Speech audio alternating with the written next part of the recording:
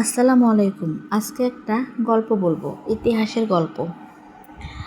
রাজশাহীর পুঠিয়া। ইতিহাসে ভরা সৌন্দর্যে ঘেরা এক ছোট্ট জনপদ। লাল ইটের দালান, প্রাচীন মন্দির আর সেই বিখ্যাত পুঠিয়ার রাজবাড়ি, যার প্রতিটি দেয়ালে লুকিয়ে আছে শত বছরের স্মৃতি আর ভয়। রাজবাড়িটার দিকে তাকালে আজও মনে হয় কেউ যেন জানালার আড়াল থেকে তাকিয়ে আছে। দিনে পর্যটকদের ভিড় থাকে, কিন্তু সূর্য ডুবলেই যেন ওখানে নিস্তব্ধতা নেমে আসে।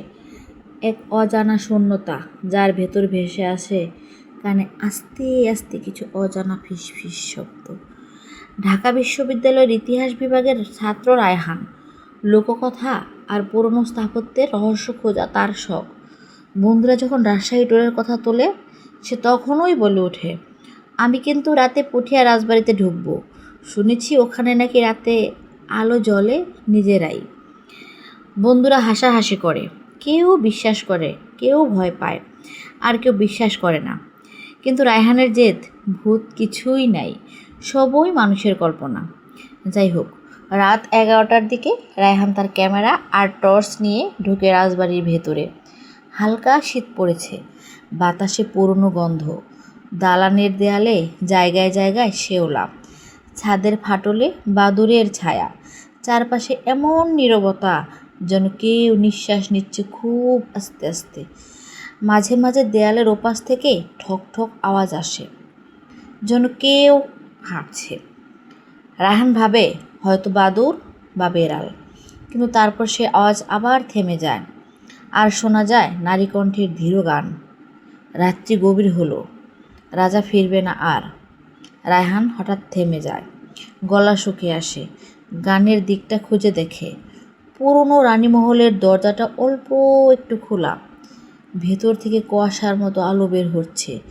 সে দরজাটা ঠেলে ভেতরে ঢুকে দেখে মেঝেতে ছড়ানো পুরনো গহনা, ভাঙা আয়না, আর মাঝখানে এক সোনালি চেয়ার।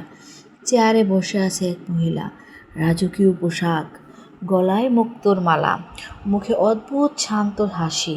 তিনি ধীরে ধীরে রায়হানের দিকে তাকিয়ে বলেন, রাজা ফিরবে, তুমি কে? আমার রাজাকে দেখেছো?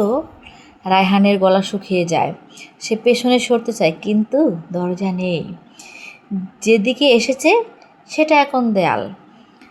চারপাশে বাতাস থেমে গেছে, আলোটা এখন তার মুখে এসে পড়েছে, আর চোখের সামনে সেই মহিলা ধীরে ধীরে কুয়াশায় মিশে যাচ্ছে। শেষে শুধু একটা গলার আওয়াজ, পুঠিয়ার রাত, ভুলে যেও না। রায়হান অজ্ঞান হয়ে পড়ে যায়।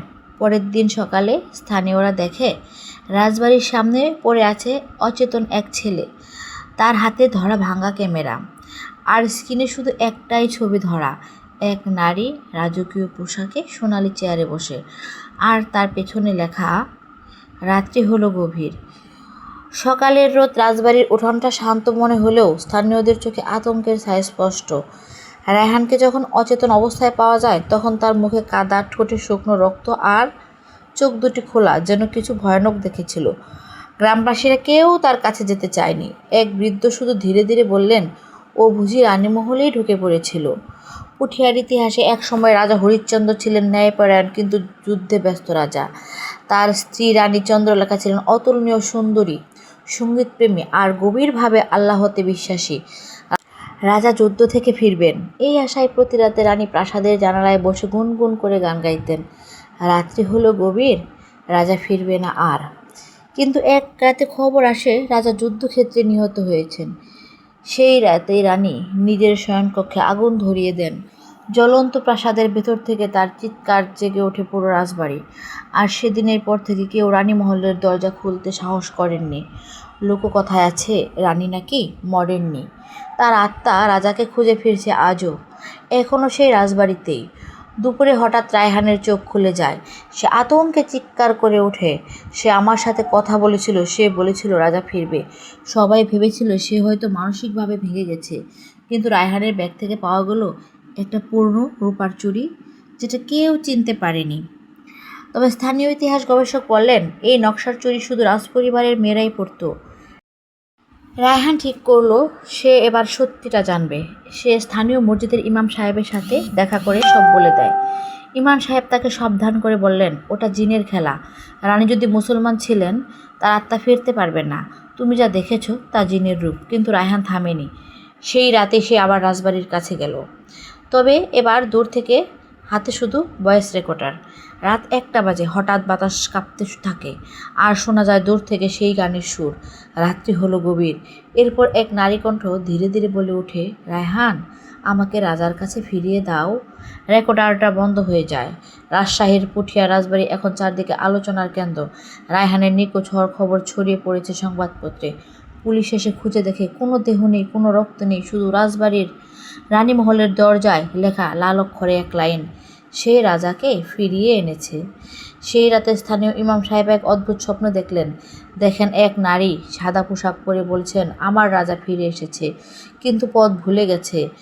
ঘুম ভেঙে যায় তার, শরীর ঠান্ডা হয়ে যায় ঘামে। পরদিন সকালে তিনি রাজবাড়ির সামনে যান, দেখেন বাতাস থমথমে আর গাছের পাতাগুলো অস্বাভাবিকভাবে স্থির। দরজার কাছে পড়ে আছে রায়হানের টুপি, আর পাশেই একটা পুরনো তরোয়াল, যার ফলায় রাজা হরিশ্চন্দ্রের নাম খোদাই করা। সেই রাত থেকে পুরো গ্রাম জুড়ে অদ্ভুত ঘটনা শুরু হয়। কারো ঘরের জানালা দরজা নিচ থেকে খুলে যায়, কারো কানে বাজে নারীর কণ্ঠের সেই গান। কেউ কেউ বলে রাতে রাজবাড়ির ছাদের উপর নাকি দেখা যায় ঘোরশওয়ারের এক ছায়া। এক বৃদ্ধ চৌকিদার শপথ করে বললেন, আমি নিজের চোখে দেখেছি রানী আর এক যোদ্ধা হাঁটতেছিল রানীমহল থেকে উঠানের দিকে।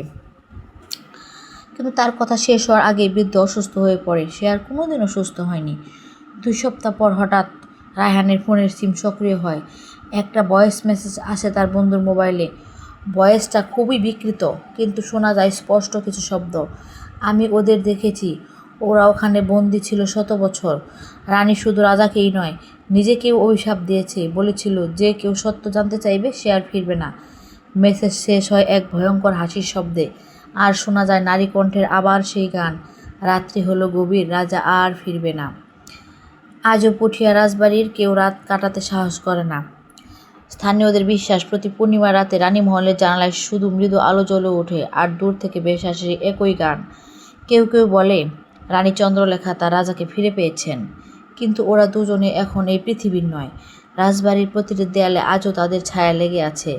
একজন বৃদ্ধ গাইড একবার বলেছিলেন, বাবা, পুঠিয়ার রাজবাড়ি শুধু ইতিহাস না, এটা এক অমর প্রতিশোধের স্থান, যেখানে সময় থমকে আছে রানীর কান্নায়। গল্পটি কেমন লাগলো সবাই জানাবেন। গল্পটি ভালো লাগলে আমার চ্যানেলটি সাবস্ক্রাইব করবেন। আমি আবারও নতুন নতুন গল্প নিয়ে আসবো সনি স্টোরিতে। আপনারা সবাই সাথে থাকবেন।